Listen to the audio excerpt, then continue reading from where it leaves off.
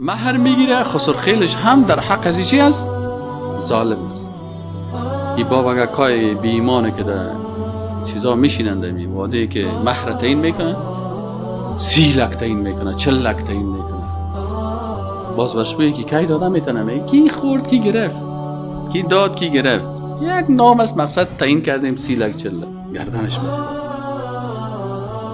و باز اول مهر تو تعیین میکنه که چون بچه دادن نتانه،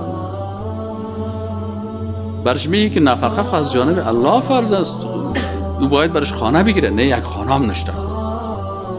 یعنی او خانه که برای زن نوشته شد، حالی شوهر در خانه زن شیشته میتونه شرعاً ای باید از اونمو خانه زن اگرش میشینه برای چی بده؟ کرا بده. بازمو خانه باز فرش و ظرف و تراش کلش مربوط زن میشه، در مهرش حساب کنه. باز این مرد قرار ده اونمو خانه که غصبی است نماز میخواد، اینا پرسان کنم در مال غصب نفقه سر تو فرض است، سیز نه؟ آمدی در خانه من شیشتی بزرگ خیلی وقتی که هست نفقه سر زن است یا نفقه سر شوهر است؟ مسکن سر کی است؟